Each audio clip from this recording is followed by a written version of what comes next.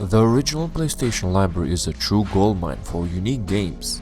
More than 8,000 titles were released over the 11 years this console dominated living rooms around the world. People who grew up during that time probably have more than one memory of late-night gaming sessions. This console didn't just offer amazing stories and adventures, but also games that stood out because they were incredibly strange. Today I want to introduce 3 weird games, some I played when I was younger and some I discovered only recently. So without wasting any more time, let's jump into this week's contenders for the title of the weirdest PS1 game.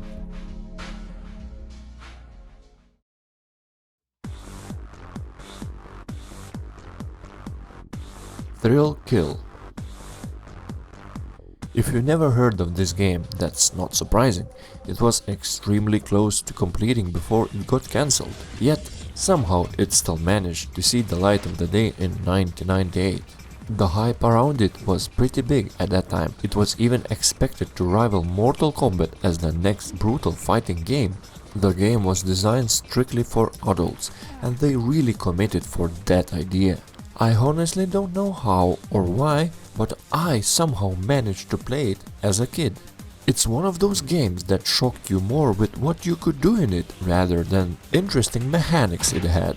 What's especially strange about this game that it gives you a warning that you must be 17 plus in order to play, and you even have to put in a specific button combination to accept it. As far as I know, this is the only PlayStation game that ever did this. Gameplay wise, Thrill Kill feels like a mix between wrestling and Mortal Kombat. Wrestling because you can fight up to 4 players at once, and this was quite big for that time. And of course Mortal Kombat because how insanely brutal it is. The game doesn't hold back. Fighters include prostitutes, a tiny man with peg legs, a doctor with a knife, and even cannibal holding a severed leg. The characters are really disturbing and weird, which makes this game a perfect fit for the weirdest PS1 game category. I mean, just look at it. And as a kid, I absolutely loved it. The story takes place in hell, where each character is twisted and exaggerated of who they were in life. You fight to survive. Even though the game was cancelled, it somehow leaked online and spread across the world. And I'm glad it did.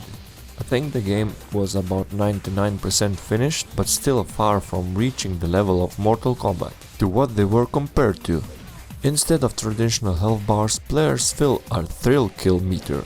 Once it's full, lightning strikes your character, or in some versions, you float and gain some temporary superpowers. You then have a limited time to finish off an opponent with what is basically a fatality.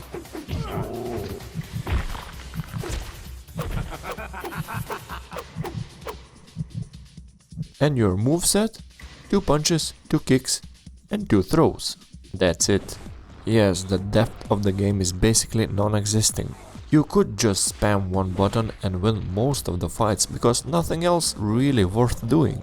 The fighting areas are just simple cube-shaped rooms with different textures, and I counted 10 of them. Of course, the most interesting part is the thrill kill system itself, since each character has at least 4 unique finishing moves. But once you've seen them all, there's really nothing left to do. Of course there are some unlocked characters which you can unlock, same with fighting arenas, which is different type of cubes. And yeah, that's pretty much it. Since the game was never finished, the game is completely unbalanced and some characters like Mammoth can endlessly juggle opponents in the air. That said, playing it with friends is a completely different experience. For a fun, chaotic session with no story and no responsibilities, it is actually quite a fun game. Despite the limited mechanics, each character still feels somewhat unique, if you can call it that. If you want to try it, you probably won't be disappointed. In its own strange way, it is a piece of PlayStation era history, and it's a blast to play with friends.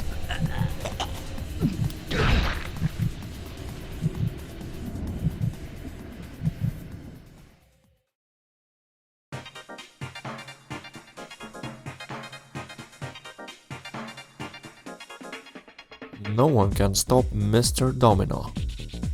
If you ever wanted to be a sentient domino piece and just run around knocking over other dominoes to satisfy some kind of strange hidden urge, well, honestly, I feel a bit sorry for you.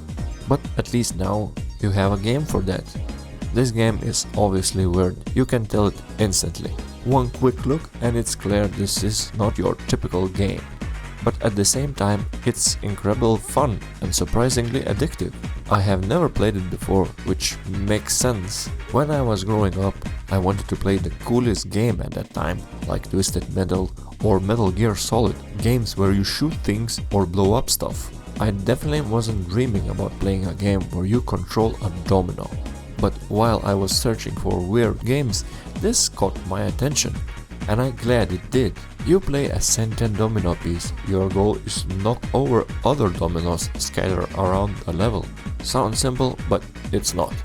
The game is a mix of endless runner and puzzle game. You can move left and right, but your character is constantly running forward on its own. You have very limited control over the speed, the track loops after a while, so the same path keeps repeating. You are given a certain number of domino pieces that you can place during your run, and you can always see how much you have left in the bottom corner. Your objective is to fill these green circles, which represents as your tricks.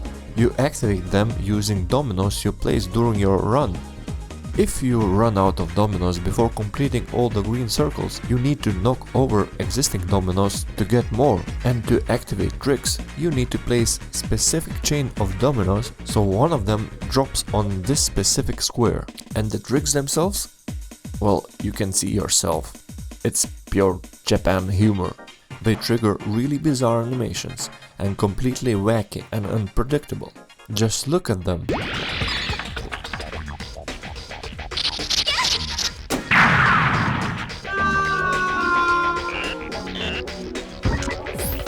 Besides the trick tiles, there are a few other tiles you really need to pay attention to. There are two tiles that affect your speed, and both can mess you up. If you step on a blue one, you start running much faster, but at the same time it makes easier to crash into something you didn't want to hit. The same goes for a slower tile that can throw off your timing just as badly. Then there's the tile marked with an R, which restarts the entire level. It's basically a reset button, but the problem is that you don't always want to hit it. You might be close to finishing a level and step on it by accident, and suddenly your progress is gone. There are also some obstacles, but they feel more annoying than dangerous. When you hit one, your character just kind of bounces and wobbles in one place. It doesn't really punish you, it just breaks your flow and gets you on your nerves. Besides the trick tiles, there is another very important tile, which is hit tile. If you place the first domino on one of those and set up a chain that reaches a trick tile, then it starts a chain that continues automatically from one hit tile to another until it runs out.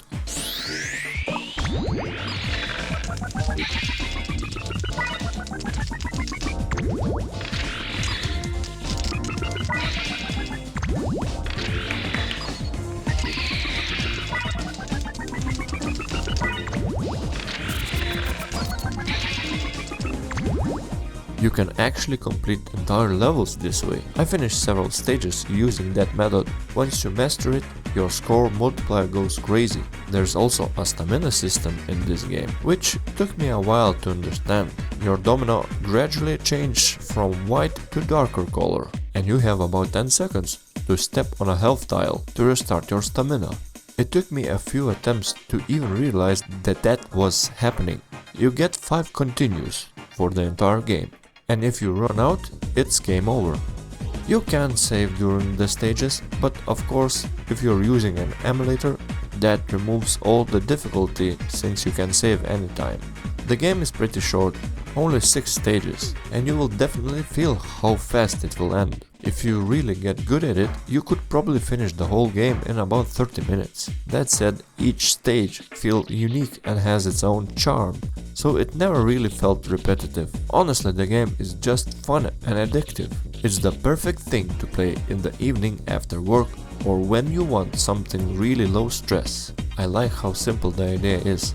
You're just this little character running around, placing dominoes on tiles to trigger weird or slightly funny events. The downside is the really low replay value. Even though it's short, there's not much reason to come back once you finish it. You can unlock 5 different characters, but that's about it.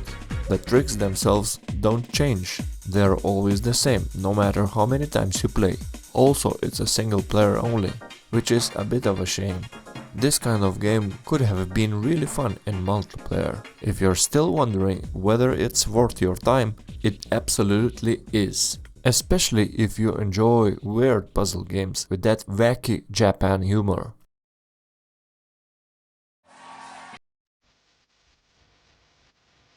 Power Shovel. And finally, our last entry for today is truly deserved the title of Weird Game. If I'd have ever received a game like this from my dad, I would probably have been disappointed or very angry. There is really no other way to describe it. It's a game straight from Japan, filled with even more Japan humor than no one can catch Mr. Domino. If you have ever dreamed operating a digger in real life, but you didn't have enough courage to do it, then this is perfect for you. This is pure Japan nonsense. Of course, I'm sure that there will be people saying that this is the best game they ever seen or played, and for those people I can only say this. I'm sorry, but you might need help. Jokes aside, the company that made this game is even more interesting. Taito Corporation started as vodka importer. A Ukrainian businessman named Michel Kugan founded the company in Tokyo in 1953, importing alcohol, vending machines and jukeboxes. That company, a jukebox distributor, would go to create Space Invaders, one of the most influential video games ever made. Space Invaders was so popular when it launched in 1978 that Japan experienced a nominal coin shortage. People were raiding their savings for 100 yen coins. The government had to mint 4 times the usual supply just to keep up. Taito went from selling jukeboxes to accidentally destabilizing national currency. Taito became one of the defining forces for the arcade golden age, creative, experimental and willing to do anything. And that willingness to do anything is exactly why Power Shovel exists. By the mid-1990s, Taito was leaning hard into something almost nobody else was doing: simulation games built around real, everyday jobs. Their biggest swing was Densha Dego, a train simulation released in 1997. Taito's own management almost killed the project. They internally described trains as plain and boring and nearly shoved the idea. The designer who pushed it through was no other than Akira Saito, who had a personal reason. His father worked in City Transportation Bureau. He believed real familiar systems could be exciting if mechanics were precise enough. He was right. Densha the Go became the second best-selling Taito game of all time, behind only Space Invaders. The PlayStation version sold over 1 million copies. Taito even released a custom controller shaped like a real train throttle. The lesson was simple: simulation works. Ordinary machines can be fun. So in 1999, 2 years after Densha the Go, they released Power Shovel. Same philosophy, different machine. Instead of a train, you're operating a hydraulic excavator. A Japan-only special edition, the Gamba set, even included a custom controller modeled after actual excavator controls. Dual sticks, extra buttons, something a real construction worker might recognize. Every button on standard PlayStation controller mapped to a different mechanical function. Each joint of an arm is separated. To scoop dirt and load it into the truck, you have to coordinate multiple inputs simultaneously in real time. The reviewers called it the Gran Turismo of backhoes, and they mean it, seriously. The tasks are where things get strange. There's precision parking, digging a hole and loading sand, but there's also a mode where you carefully scoop baby sea turtles from a pool to another where you pour curry onto plates of rice, a golf mode, a demolition mode, a mode where you level dirt to an exact height. It's a game that treats its machine with complete seriousness and its scenarios with total absurd, and somehow the combination works. All the while Japanese announcer is yelling at you. The English release never bothered to subtitle him, so he just shouts in untranslated Japanese no matter where you play. His energy, according to critics, was the best part. The PlayStation version launched in the US of July in 2001, published by Acclaim Entertainment.